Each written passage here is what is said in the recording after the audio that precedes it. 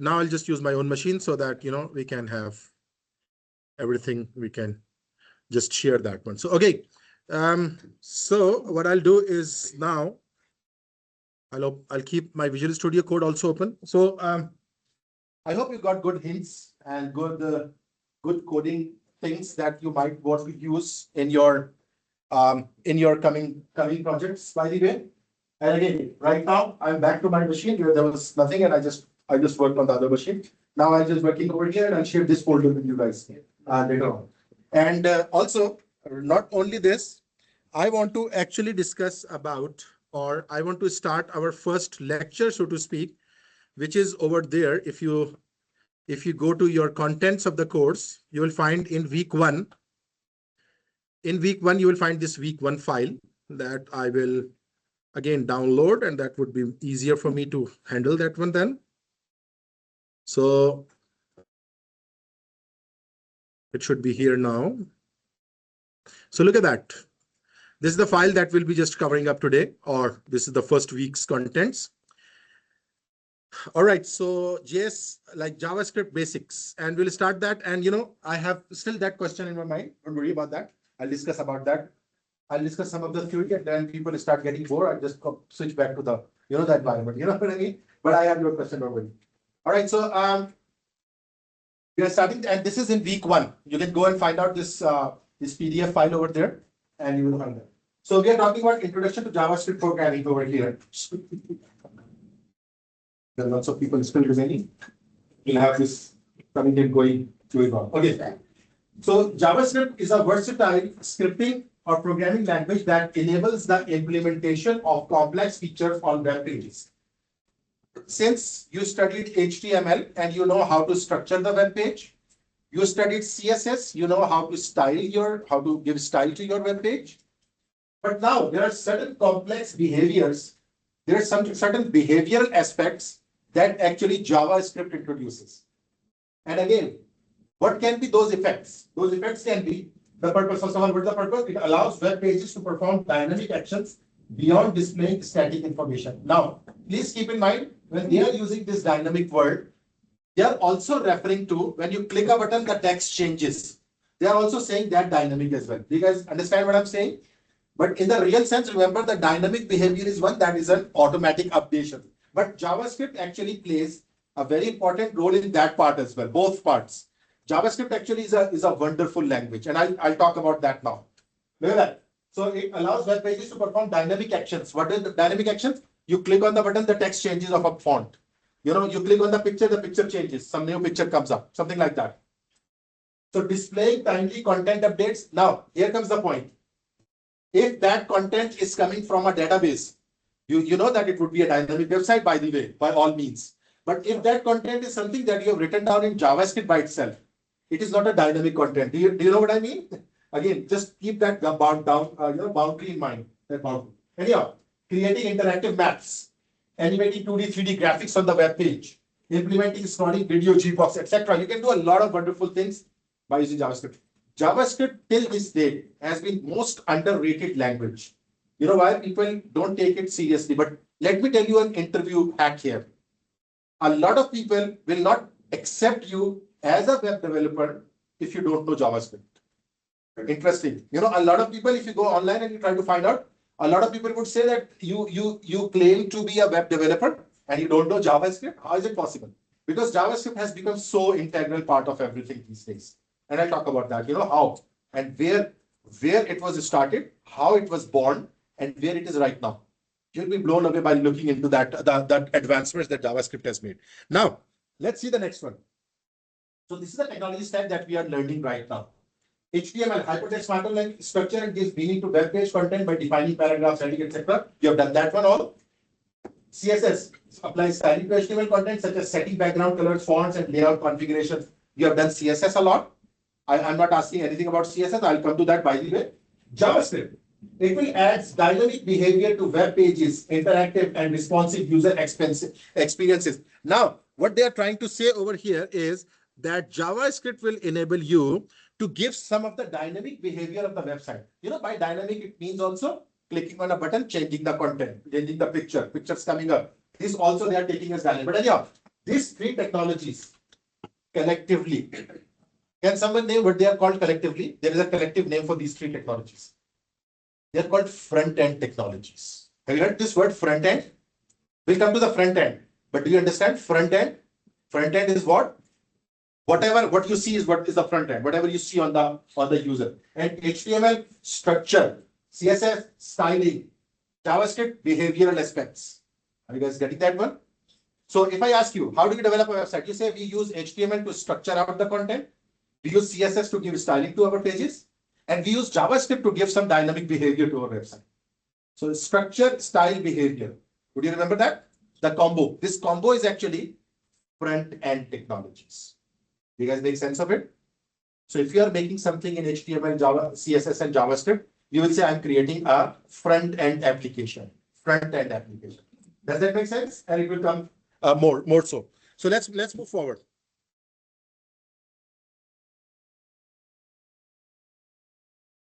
Now, core features and capabilities of JavaScript. JavaScript has lots of features, but let's start with a few of them. JavaScript allows us to do what? Store and manipulate data in variables. Good. Do you remember you learned HTML, but was there a way to define a variable in HTML? No. You had attributes, you could define attributes, but you did not have any way to define variable. Could you run any loop in HTML? No, there are no loops in HTML.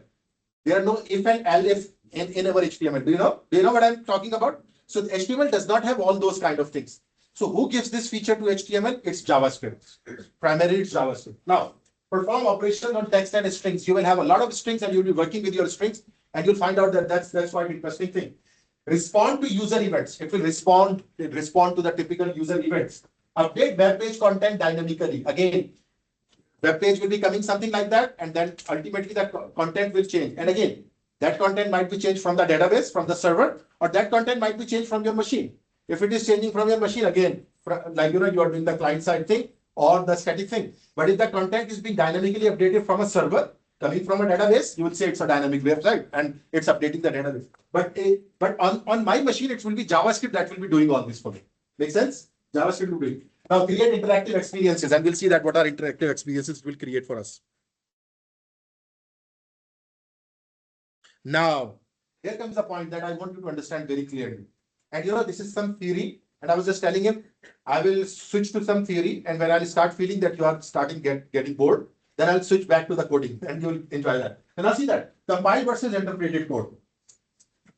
There are two types of languages, two types of programming environments. One environment is called compiled languages environment, and one environment is called interpreted languages environment. What is the difference between these two? I'll talk about both of them, but let's talk about them in a real world. I have to talk to a person who speaks a very different language. I speak a different language. We have a translator in between. Let's talk about me and him. And we speak different languages. And there's a translator in between us. I'm making a scenario here, right? Translator here. So I tell to the translator, I'll start my speech. I'll give a 10 minutes speech. When I'm done, if you find anything to problem with, you don't understand what line is that, you ask me and I'll just correct everything. When you are very sure that all speech now you understand completely, then translate it to him. Do you understand the situation?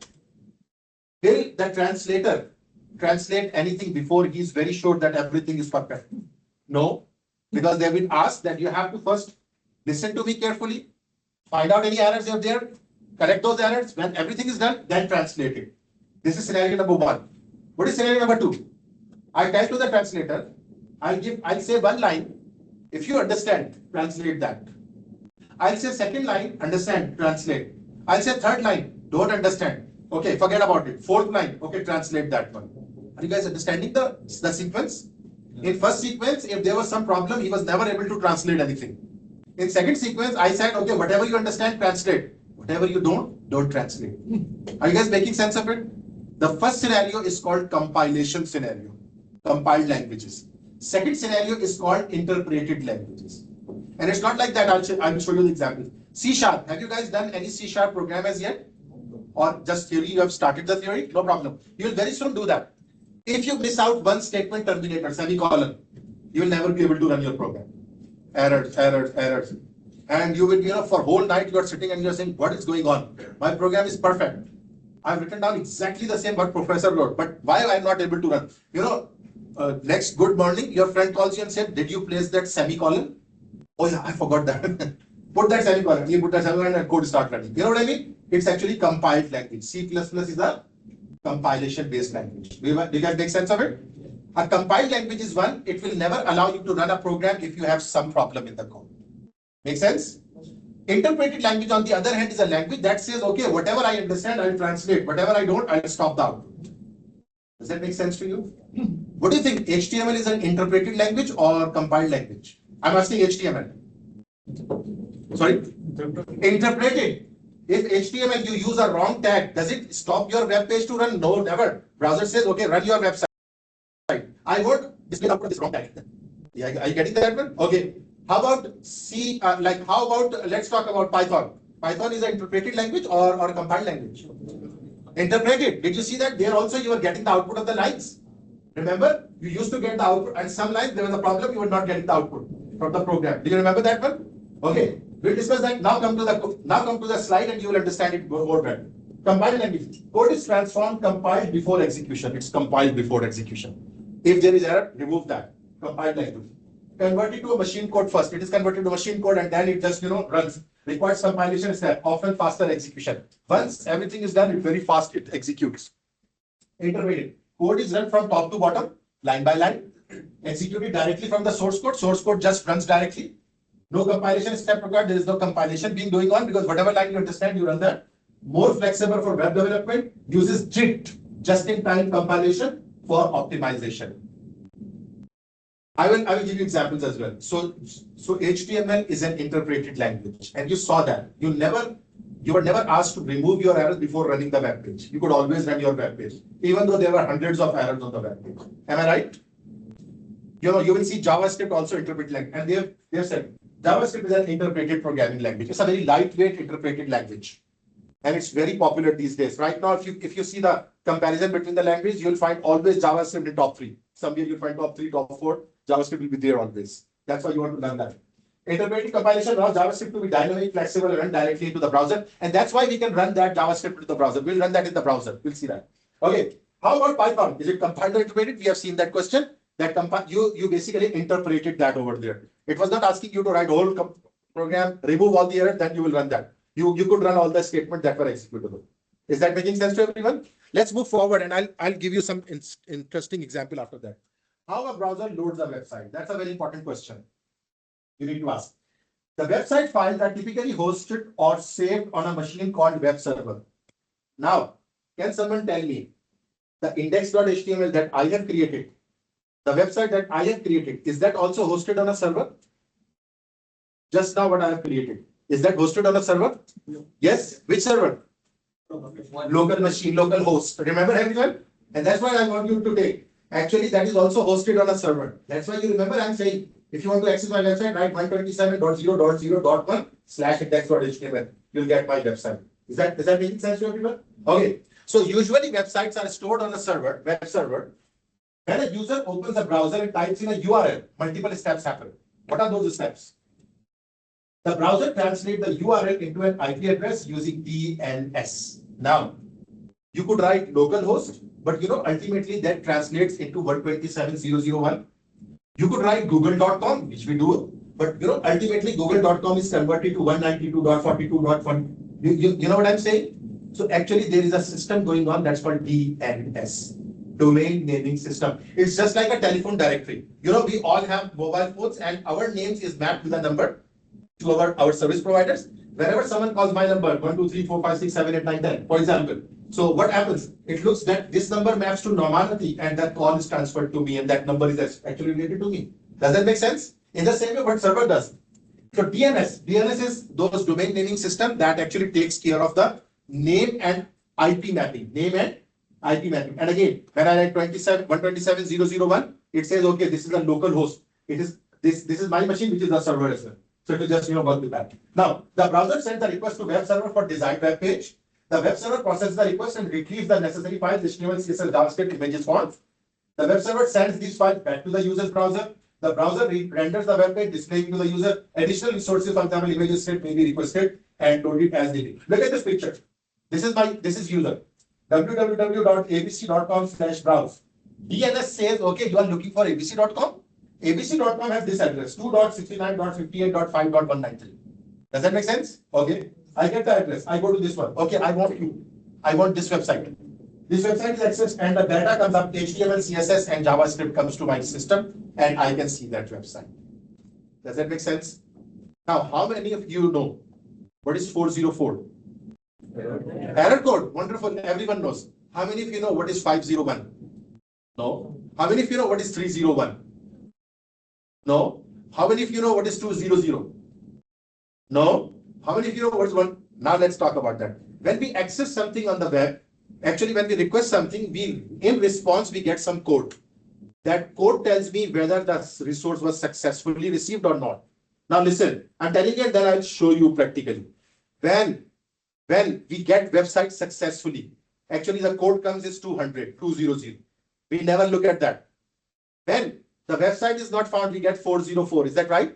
Resource not found, 404. And we are worried about what is this 404? Why website is not accessed? Maybe deleted something. Now I'll talk about these response codes. There are 5 categories of response codes. One is 100 code, which is used for research or research purposes. I'll show you all table. 200 codes are for success. You have got the successfully, but we never look at this 200 code. Why? Because we are looking at the web page. Who is the fool who will be asking for wikipedia.com and then looking the code? But you will be looking at that right now. Okay. And then third one, what I said that, what I was saying, sorry, I forgot. 200. Okay, 200 is for success. Now 300, 300 is for what? If some resource has been moved on internet from one place to the other, it is called 300 response code. Does that make sense? 300 response code. If the resource you are typing is wrong or the resource has been deleted, you will get 400 code. If the server you are accessing is down for some reason, do you heard? X server is down today. WhatsApp server is down. Do you hear these terms? The web WhatsApp is down today. It means server is down. When the server will be down and you are trying to access x.com, what you will get? You will get 500 error. Now here is an interview question that practically one of my students, he appeared for the interview in Google and they asked this question.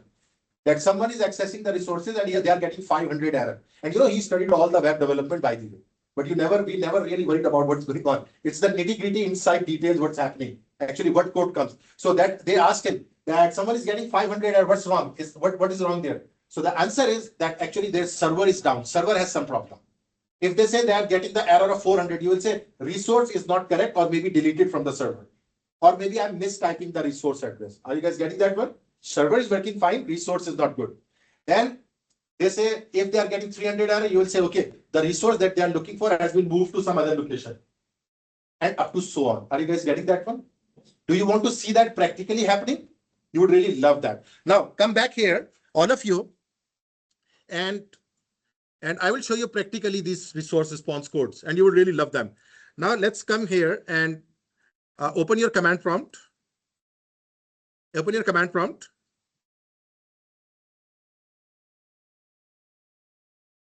And I'm asking you to just write this one, curl -- version. Let's type that curl -- version. Do you see anything? Curl -- version. Curl, CURL. What do you guys see? Sorry? Release date for... Oh, no. First of all, do you see curl 8.8.10.1? What do you see? Sorry? The version. What version do you see that? 8.10.1. Okay, 8.10.1. Everyone sees 8.10.1? Everyone's good? No? Is there someone who says, okay, 8.9.1, no worries. Do you see some version over there? Don't worry about the version number. Do you see the version over there, curl -- version? Yeah. I'm waiting to hear that someone says curl is not recognized as a language. Oh, as a statement. Is that someone getting that error? No? Wonderful. Now let's do one thing with me. Let's do one thing with me. And please write as I'm writing, as it is in the same way. I'm making it bigger. Write curl -- include. And write HTTP, no S, only HTTP, // wikipedia.org. curl dash dash include http://wikipedia.org. Wonderful. Those who have typed that. Now type that and hit enter. Okay, wonderful. Do you guys see a response code over here? What is the response code? It says, this is HTTP's hypertext transfer protocol. Do you know HTTP or HTTPS? We'll talk about that. 1.1. It says 301. This 301 is telling you what? Moved permanently. The resource has been moved permanently. And you know what mistake I did? Actually, I'll tell you. I intentionally left out the S from here. You guys see that? Wikipedia is secure on S. Those who know the difference, HTTP and HTTPS are two different protocols. S is secure protocol. And most of the website, they are working on secure protocol, mind you. Remember everyone? Makes sense? HTTPS. I've left down the S and also I've left down www as well. That is also required over here. So, but what does it say? It says the resource you are looking for has been moved permanently. And the code is what? 301. Are you guys starting to realize that, okay, these codes are really important? Okay. Not only the word does not, these are the headers that I received. The headers that we receive. Now look at that. It is also telling something. It says maybe the resource you are looking for is at https:// and there is no www. Forget about that. https wikipedia.org. I say, okay, I take your words. And now I type curl dash dash include. And I say https, I have done S, but now no www. Wikipedia.org. Make sense? Still, it is not correct. But yes, we have just taken its suggestion. Make sense, everyone? We have taken the suggestion. So suggested, we have taken. Now hit enter.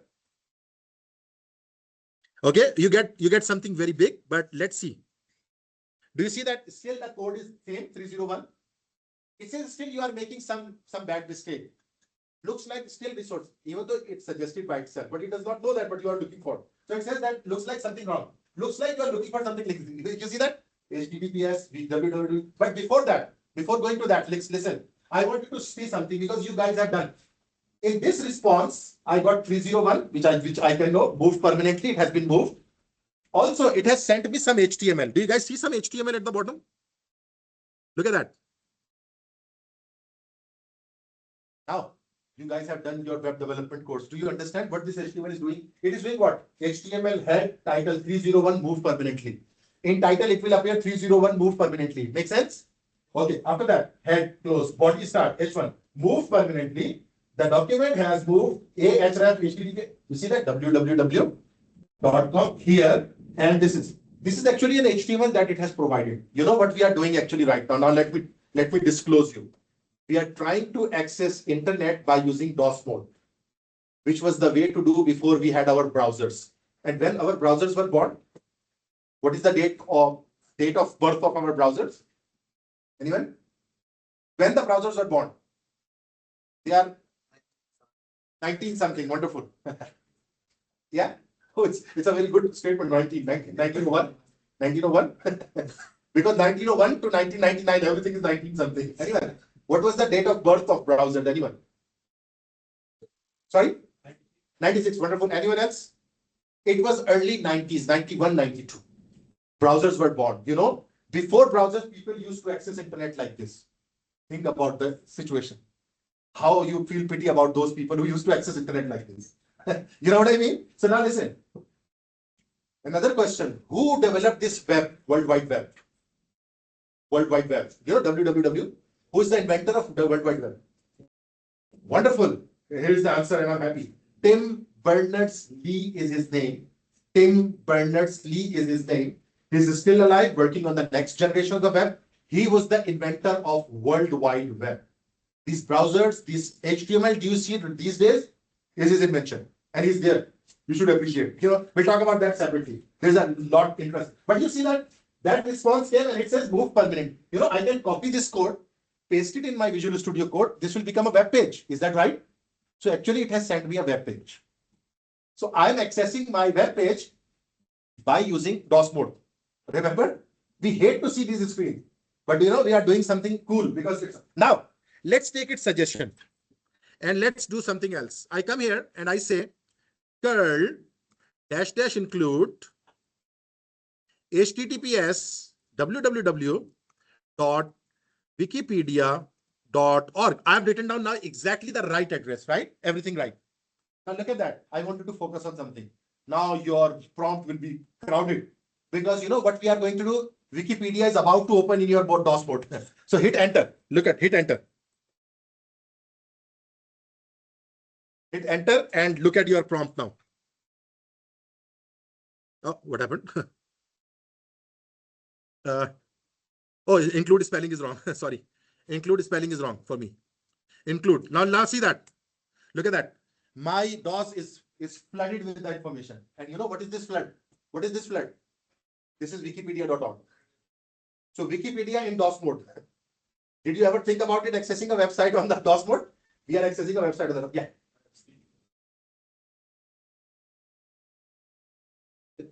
Next.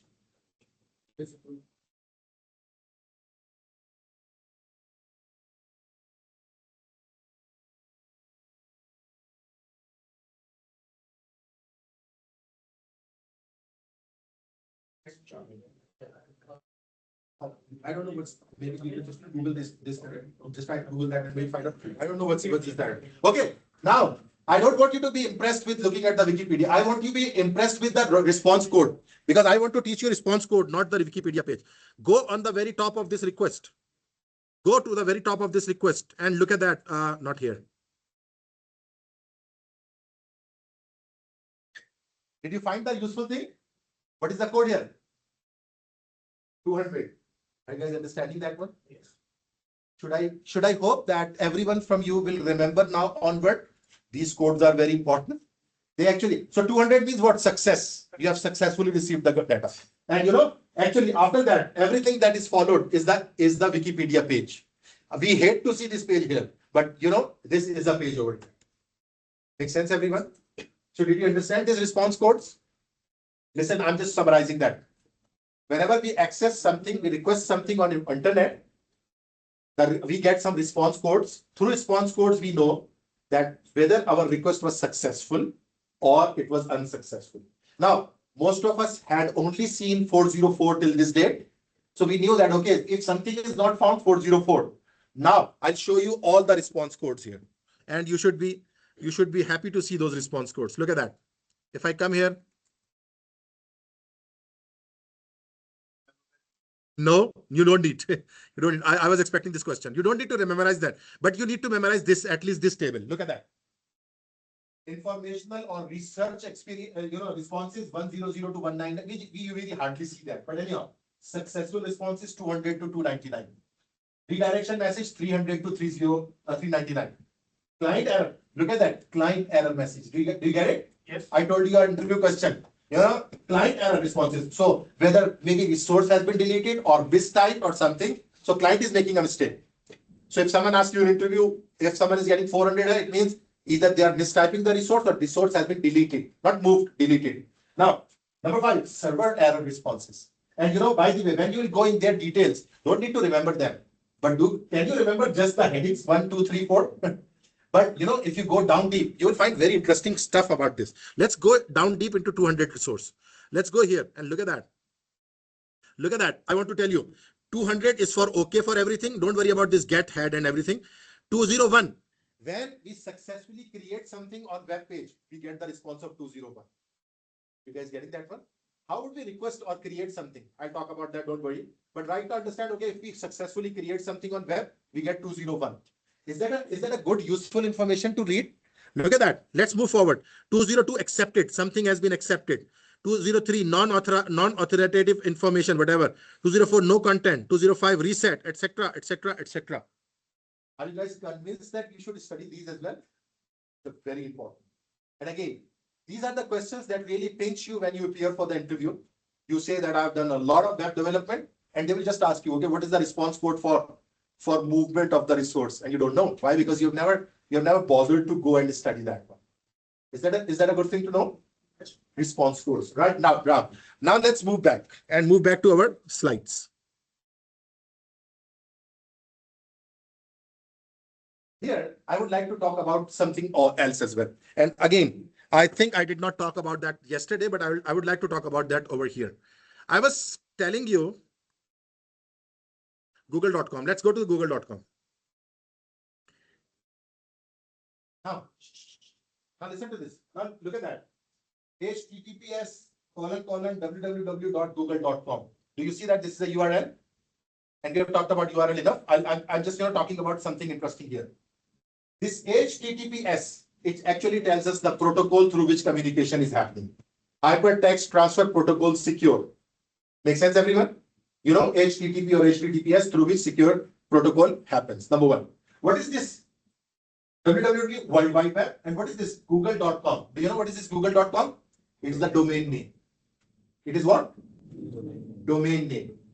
And do you know that this domain is mapped with some IP? We don't know. We don't need to know.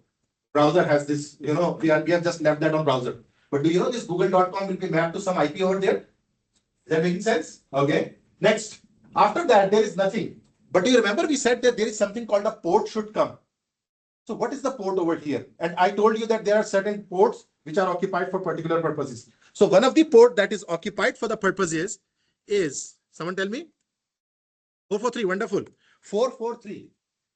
Listen, and this is something you need to make a note of or remember because I'll ask that in exam somewhere.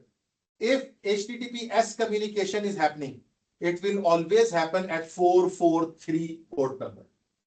Dedicated. Are you guys getting that one? I told you there are lots of ports you can use, but this 443 you cannot use for yourself. Why? Because it has been set aside for what? Secure communication. And when I write it down, it just goes away. Browser is so intelligent and it does not require that 443. It says it is HTTPS, it would be definitely that. Make sense, everyone? Now I'm telling you another port. It's called 80. 80 port is reserved for HTTP communication, not S. HTTP communication. And let me tell you a demo here. You'll really like this demo. If I come here somehow, and after that I write 80. What I've done? Do you know what I've done? I've done something wrong. HTTPS does not happen with 443. Oh, sorry. HTTPS does not happen with 80. Make sense, everyone? I've done something wrong. Let's hit enter. Let's hit enter. Do you see I don't get Google? Are you guys getting that one? Why? I'm using the wrong port. Are you guys getting that one?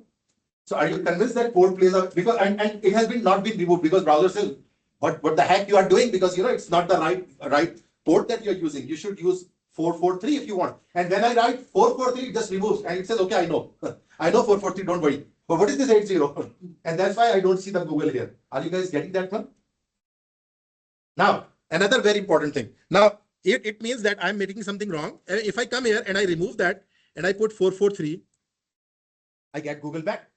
Now listen, you have to remember these two ports, 443 and 80. 443 for secure communication and 80 for unsecure, like unsecure communication, HTTP communication. Make sense, everyone? Good. Now the last thing. There is something called origin.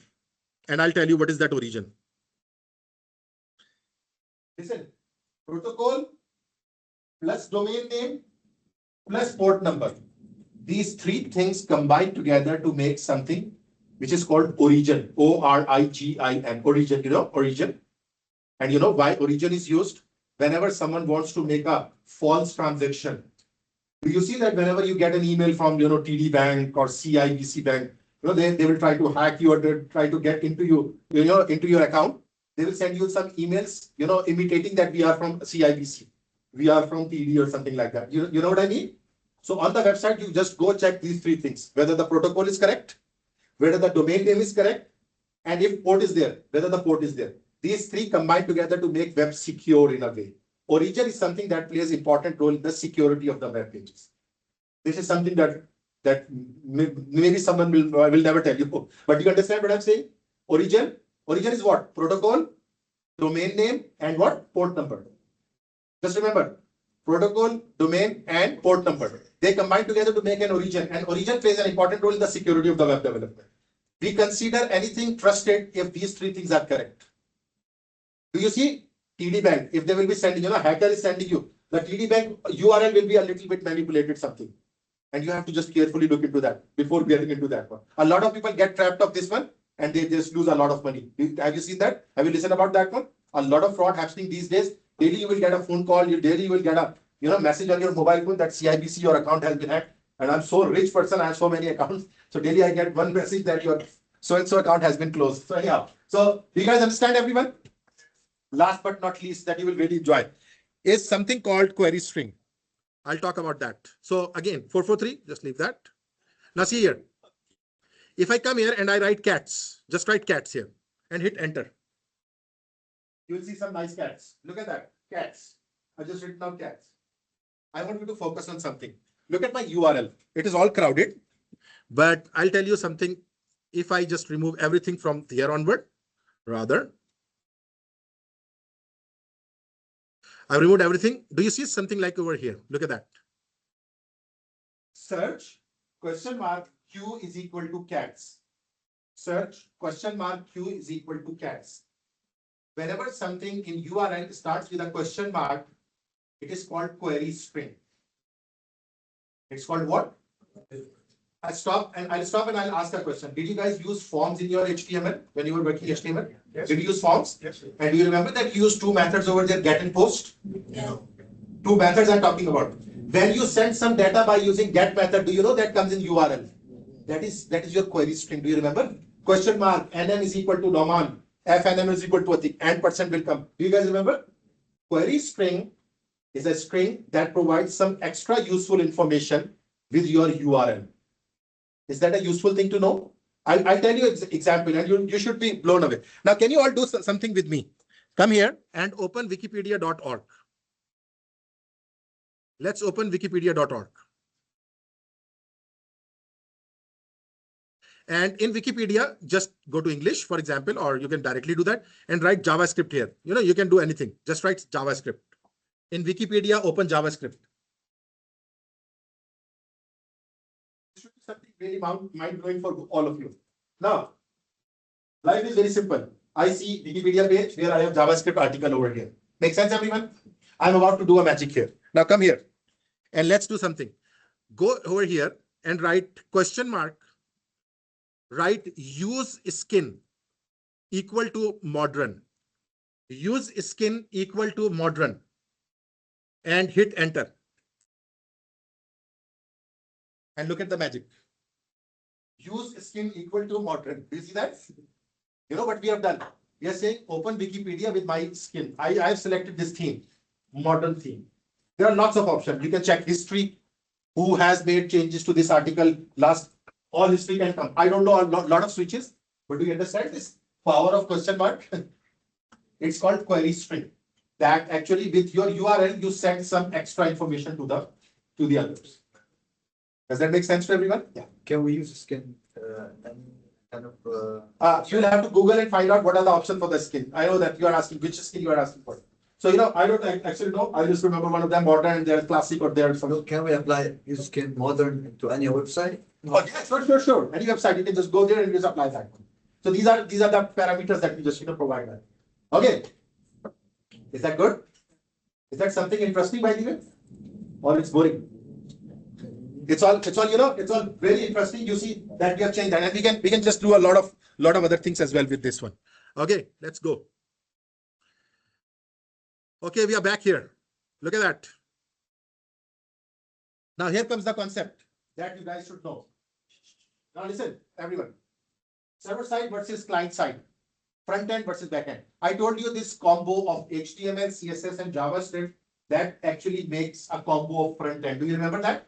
Yes. Then there comes back end, which we have to study over here as well. Back end. What is that? So when we say front end, we are saying client side. When we say front end, what we are saying? We are saying client side. But when we say back end, we are saying what? Server side. So remember, there are two types of scripting languages. One language is called, they are called client side scripting languages. One are called server side scripting languages. Make sense, everyone? HTML, CSS, and JavaScript. They were all. Can someone complete my sentence? They were all client side scripting. Do you understand that one? JavaScript is very unique. JavaScript has come out of age. JavaScript is now both server side and client side. And you remember I told you in the beginning of the class, JavaScript is very important to learn. That is the reason why JavaScript is not only now good in the client side programming, JavaScript is very good in the server side programming as well. We'll talk about that. But do you guys understand? HTML, CSS, and JavaScript, they were all what? Client side scripting language. Now let's talk about them. JavaScript runs both the front end browser and back end. First of all, they have just written down that statement, right? So JavaScript uses for both. But let's say, what are client side? Client side JavaScript runs in user's browser, downloads with a web page, handles user interaction, modifies page content dynamically, limited by browser security. In my browser, when I'm running JavaScript, it is basically client side JavaScript. But then, come to this side, server side JavaScript. Runs on web server, handles server and database operations, processes sensitive data, accesses to server resources, never visible to end user. Are you guys getting that one? There is some JavaScript that will reside on server. There is some JavaScript that will be sent to my machine. So the JavaScript that is sent to my machine is called client-side JavaScript that will run in my machine. And JavaScript that will reside on server, it won't be sent to me. That is called what? Server-side JavaScript. Are you guys getting that one? Now, what other programming languages do you know that are used for front-end and back-end development? I want front-end, we discussed HTML, CSS, JavaScript, right? Can you tell the names of some back-end technologies, anyone? Python is there, okay. Anyone else? Yeah. SQL is there, wonderful. Anyone else? PHP. Now let's start with this one. PHP. Have you guys heard about PHP? PHP is a server-side scripting language. Let's start with this. And I'll come to your answers as well, because I always get these answers. Anyone else? PHP. Let's take one. PHP. Anyone else? C or C++. C or C++. I won't count them right now. Anyone else? Java. In its core form, I won't count it, because Java has. Now listen, I'll tell you. PHP. Everyone understand that? There is a language called ASP, Active Server Pages. Have you guys heard ASP.NET? Yeah. You might be wondering ASP.NET. Now it is .NET, but ASP, Active Server Pages. Number two, there is JSP, Java Server Pages. That is third, Java Server Pages. Then you said Python. Python is used for both situations, but mostly when used with Django and all those things, Python basically is also one language that goes to server side, when you are using the server side of it. In the same way as Java, Java can be used on the client and server side as well. Does that make sense to everyone? So we are just talking about those languages that they are server side. And in the client side, if you come to client side, you will say Java, you will say HTML. And again, I forgot, JavaScript also there for the server side programming. As we have discussed, JavaScript works both places. And I'll stop here and I'll ask you, I'll tell you a very interesting point here. JavaScript has become so powerful that it does not only work with the client and with the server, it also works for our machine as a console-based language. What does that mean? I'll tell you. You know, when the website, the development was started, there were two types of developers. One of them were called desktop developers, and one of them were called web developers. Do you remember? I am a web developer. I am a desktop developer. Make sense, everyone? Now, what were the desktop developers? Desktop developers used to develop applications which run without internet, which have nothing to do with internet directly. You know, Microsoft Word directly does not have to do anything with the Word. Now these days we have Microsoft 365 and everything. But let's talk about calculator application. Does it require internet to run? So if someone is writing calculator, someone is writing Microsoft Word, someone is writing this type of application, you will say they are desktop application developer. Does that make sense to everyone? Okay. And then there are people, they said that I have written down facebook.com. Okay, you are a web developer. I have written down a website for Google. Okay, you are a web developer. Do you guys understand these two things? And when you say that someone is doing the desktop web development, in web development, you also understand there are two types of developments, client side and server side. You understand? So JavaScript uses client side as well as server side. And now come to here. The desktop publishers can also use JavaScript. Are you guys understanding the power of JavaScript? When I say PHP has nothing to do with the desktop applications. Are you guys making sense of the statement? When I say ASP, through ASP.NET, we can make desktop applications, but core ASP, nothing to do with the desktop application. Are you guys making sense of it? It means JavaScript has become so powerful. It can be worked as server side, client side for the web developer, and it can be worked as a desktop application developer. Are you guys getting that one? And I'll show you some little glimpse of that. We will run that JavaScript today in my machine. Is that making sense to all? Now, better doing than saying that. I will just do that, but let me just see the next one. It is talking about the static and dynamic content. So again, static content, fixed HTML, CSS, same content for all users. No real-time updates, faster initial load, simpler to cache. Dynamic contents, update in real time, personalized for user. You know, I think this should all make sense to you after our discussion. Now, what I want is all of you open your Visual Studio Code. And here, I would like you to just do something with me, because we have still some installation remaining, right? We have to install something. So I would ask all of you to go to your web browser and write down download Node.js. Node.js. Yesterday we installed and then we discussed, but today I'll discuss it first, then we'll install. Just stop here. I've been continuously praising JavaScript. JavaScript is so powerful. You can work on server, you can work on client, you can work on desktop. Remember this story? You know what actually enables this all communication or power of JavaScript? It is Node.js. Are you guys getting that one? Node.js is actually a runtime environment. It says to JavaScript, if you want to run desktop application, run, make. If you want to work on server, go to and do on server. If you want to work on client, come and work on client. Are you guys getting that one? So who is the power behind this, all these three things for JavaScript? This Node.js. Are you guys getting that one? I want you to understand why we are installing something. You know why I'm installing Node.js? Because I want to be capable to run JavaScript in my machine, not my browser. I want to run JavaScript for my machine application development. Are you guys understanding? I want to make desktop applications. That's why I'm installing what? Node.js. Because Node.js will enable me to use JavaScript to create my desktop application. I hope that's a good explanation. Do you understand why we are doing that? And just stop here. Desktop application. Then, when I will need to write JavaScript for server application, that also Node.js will help me out. And you know what else I will need? Someone have you heard about Express.js? Anyone? Express.js, another technology. So when I will be making server-side code with JavaScript, I'll use Express.js, and Express.js will also come on Node.js. Are you guys getting that one? So remember, this Node.js is like a plate that will just host everything over here. It's a runtime environment. And by the way, during our studies, I will teach you about this Node.js, a lot of things. And if you master this Node.js, you have mastered a whole world for yourself. You know what I mean? It is a very powerful tool, Node.js, and then including with NPM, Node Package Manager. I'll talk about that. But do you guys understand what I'm saying? So let's download this one. Everyone download this for your Windows or MacBook and install that one. All of you, please install that. I'm not doing that because I've already installed that. And if you want, I can show that installation over here. Rather, let's do that. Because here it will be good for you. I will show you some things over here. Now see, go to, I'll use Chrome rather. Go to download. Sorry. Oh, sorry. No problem. This will happen a lot of times. So you see, download Node.js. I download it. And since I am here for the MacBook people, they will say Mac installer, right? So install that, download that. And let's install this one.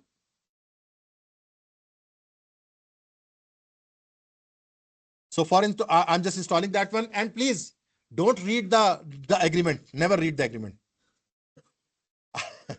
Otherwise, you will become a stone. Don't read the agreement. Just go with that. Next, install, right? Don't waste any time in reading even though these are very important agreements by here. You know, they are saying that we will be stealing everything from your system. I say, I agree. They say we will jail you if you don't use okay, I agree. So I'm agreed to everything by the way. You know, I'm open to everything. Okay, so install that one. Node.js is getting installed. If I ask you why I'm installing Node.js, It's the plate that holds everything. It's the host. It's the host. And what I want to do, I want to run JavaScript on my machine, which I'm not capable of doing without this Node.js. You know what I mean? And also, if I want to run JavaScript on server, Node.js is needed. If I want to run JavaScript on my client, Node.js is not needed, but I'm installing that. You know what I mean? So without Node.js, I can run JavaScript only on my machine as a client side. I cannot do server programming. I cannot do desktop programming. Make sense? You should be very much aware why we are doing that. Wonderful. Is it done? I hope no one has read the agreement. If you have read the agreement, I'll deduct your 10 marks. Right? Okay, let's run that. Okay, now all of you open your Visual Studio Code, go to the terminal. Go to the terminal and do something interesting here. Write down node -- version. Node -- version. Do you see a number here? No? Do you see a number? Wonderful. What is the number? Is it 22130? 2210. Wonderful. No problem. Sorry?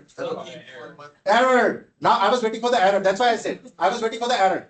You guys are getting error. It says node is not recognized. Is that right? Yes. It is very true. It is very true. Now what you have to do? Close your Visual Studio and open it again. Close your Visual Studio and open it again. I knew that this error will occur. That's why I was surprised that why I think he did not get error because he already had that already installed. So don't worry. I'm not taking those people into consideration who already know the things. Actually, sometimes students will come to me after the class and they'll say, sir, you were always, taking questions from those people who are very good sitting on front benches and you just go away with that. So I always want to take everyone from the last as well, right? So yes, if you restart that and write that, you will get a number here now. It's version 22, 13, 12, 11. We are not worried about the version. We should have some version here, right? We are only worried that there should be a version. If it is saying error, it means Node.js is not installed. Now, can I have a thumbs up from everyone? Node.js installed? Wonderful. Wonderful. Thank you. Now I'm about to do some magic. And again, I'll do this magic first here and then I'll do that over there. So again, this is not the file that I'll share, but I'm just, can you create a file over here and call it script.js, for example, script.js, a JS file? Just create a file, script.js. Whenever you learn a new language, you write hello world program. Remember, hello world. So we won't do the hello world. We'll do something else. In script.js, just write with me. Write console.log. And write here hello Conestoga. And put a semicolon over here and hit save. Rather, if you don't put a semicolon over here, Prettier will take care of it. Don't write the semicolon and hit save. Prettier will add that. So you will love Prettier after some time. Yeah. Sure, if you have a problem.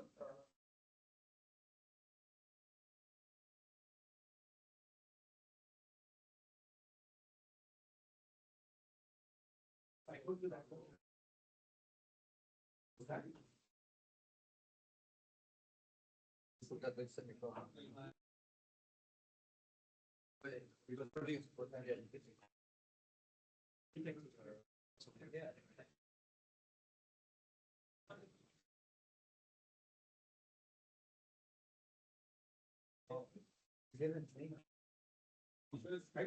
you have to just exit out and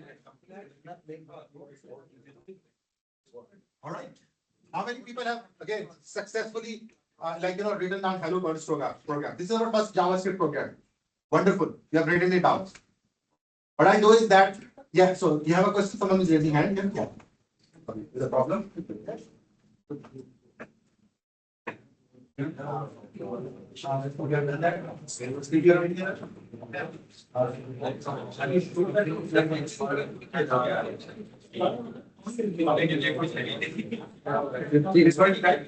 Okay, wonderful. Now, hello Conestoga. I won't run it over here because I'm running my online meeting as well. So I'll go to my system and I'll change your user view from here.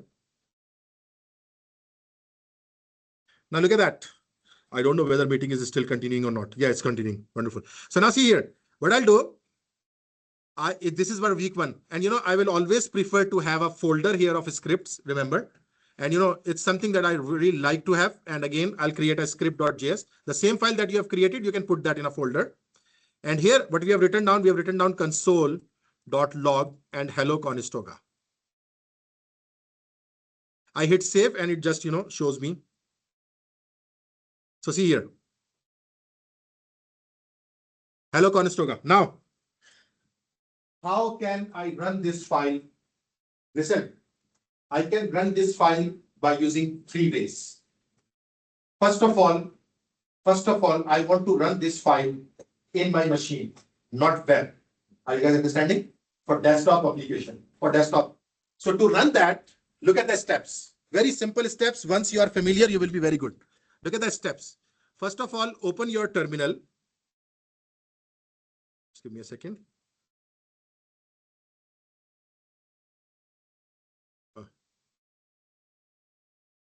So go to your terminal, open the terminal, which is already open for you, might be. And listen to this very carefully. in your terminal, your prompt should be inside that folder where this file exists.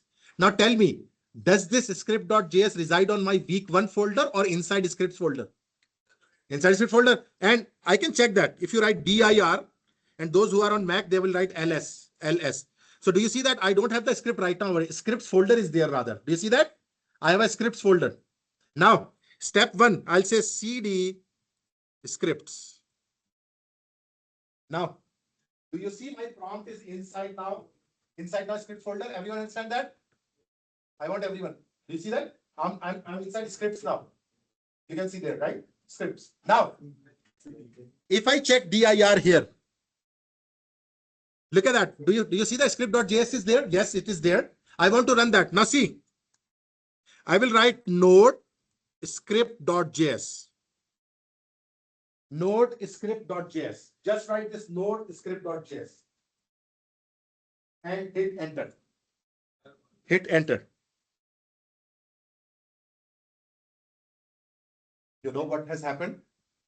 We have successfully run JavaScript in our machine. When we talk about JavaScript, we usually talk about the web world, you know, but right now you are running JavaScript in your machine. This has nothing to do with my web browser. I'm not running a web browser. It's not linked to the index. Not at all. Did I link it to the index? No, never. But I'm just showing you that you can directly run JavaScript. So right now, that's why. Remember, right now I'm running JavaScript as a desktop application, not a web application. You understand the power of JavaScript? I told you, JavaScript run on 3 places. First place, I told you my machine. Right now it is running, and I'll show you that why it is running on machine. I'll show you, I'll prove that separately. Yes.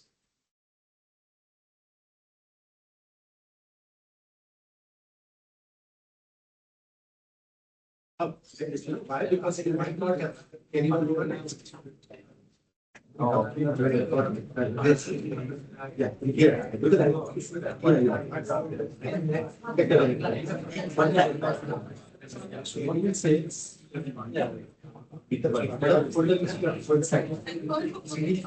not accepting. Oh, week one is a space. It's that CD. Never give us space. Space one. You are given the space. You know, just go and remove the space from the. You understand? And then you go into the week one, you will find script versions. Right? And let me know if you don't that. I agree with that. Same. But you understand what's happening? You have to go to the assets that they are actually. There are exercises. You see that you are in dynamic websites folder. So if you check dir, you will see what is near my directory. So you see space one. Okay, just for the everyone, please listen. In your week one folder, look at my screen. Never give a space in the name of the folders. Please never give space in the name of the folder. Otherwise, your life will be hell difficult. You know what I mean? The folder name should be week one without space. So if you have given a space, you will be not able to cd into it, change directory into it. Are you guys getting that one? So just try to do that. So anyhow, you see that you have now I will not find me.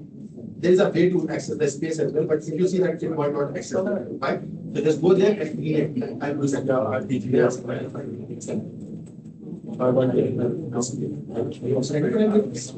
Now this is no, it's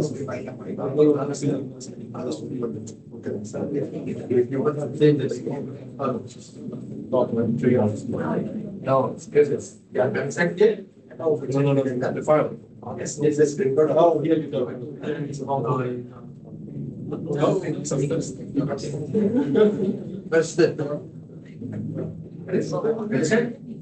So the order of the day. Please never give space in the name of the folder. Does that make sense? Never give space in the name of the variable. In other words, whenever you are naming something in computer, never give a space. You see in Python as well, when you are defining your multiple word variable, you used to use underscore maybe, underscore or dash or something. I talk about the naming schemes by the way. Camel case is there, Pascal case is there, snake case is there. I talk about that. But you guys understand that never give a space. Someone needs help from this side? Yeah.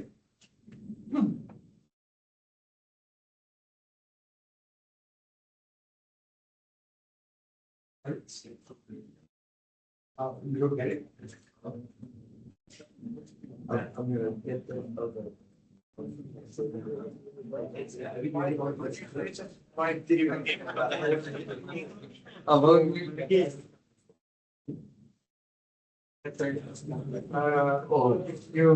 never get by.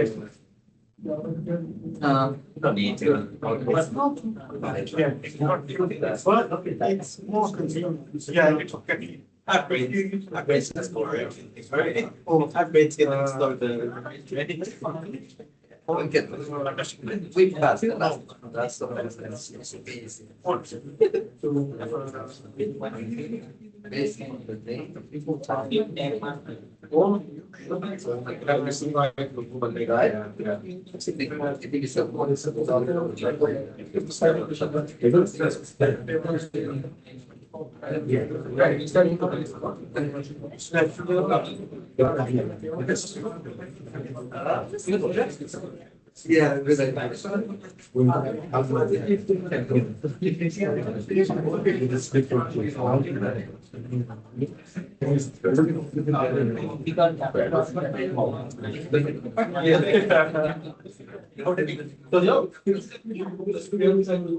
No, you have to come into the right folder before running it.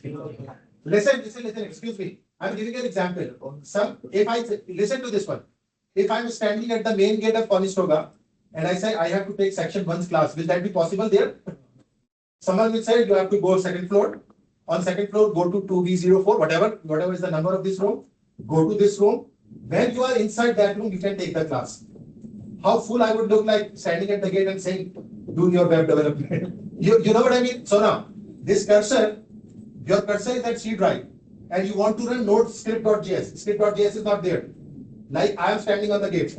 So I have to go first, second floor, CD week1, then, for example, room number, CD scripts, and inside that I'll find the class. Are you guys getting that one? So I'm giving you a very great example over here, right? So you have to, this is DOS mode. A lot of people, they are very scared of this DOS mode. But once you start working with it, you will love it because all Linux and everything, all communication happens on this one. You know what I mean? Okay.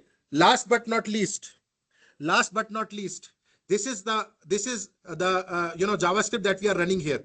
This is last thing that I'm just about to do. We can run JavaScript. We can run JavaScript directly in our browser as well. What does that mean? Now, open up your browser, right click anywhere and go to inspector. Go to inspector and click on this console. Do you see that console? And here, just do something with me. Write down console.log class end. This is JavaScript running, but in browsers, it's called REPL. I'll talk about REPL, read, evaluate, process, loop. I'll talk about that later on, not today. And I talked about in the other section. But listen that I can write 2 plus 2 is what? 4. I can say in JavaScript, we use var. Var age is equal to 20. Var age is equal to 20. And I say console.log. And I say age plus 20. Look at that. Are you guys getting that one? This is another way of just-in-time running the JavaScript. If you want to quickly run some JavaScript and check that. Same way as where you used to do your CSS styling. You remember how did you do that? You can always come here and look at the box and you can change your CSS. You might have done that. I don't know. But anyhow, I did not get the time to talk about the CSS. I'll talk about that on Friday because we'll have some refresher session for CSS. And you'll see that you might have missed a lot of important issues over there in the CSS that I'll tell you about. But you see that we have run JavaScript two ways. One, we have used Node.js, run it in my machine, number one. Number two, what we have done, we have run this by using this browser environment. It is called REPL. It is called REPL. REPL. And I'll tell you what is this REPL. REPL. And what is that? Read, evaluate, process, and loop. It's called REPL of the browser. Read, evaluate, process, loop of the browser. Is that interesting? You can run JavaScript here as well. Now, there is one thing remaining that definitely is very much required. How to connect this with an HTML page and run it with the HTML page, the website. Having said that, I'm stopping here. I hope you enjoyed today's session. I hope you learned something new. Was that something? A little bit of new? Okay, so thank you very much. So I would now meet you on Friday at 4 p.m., whatever room number that is. So I'll meet you there, and the recording I'll try to just settle it some days, and then I'll share that recording as well with you. This code will also be available, the week 1 folder, which has nothing much, but I will share that with you. Thank you very much and enjoy your day. There.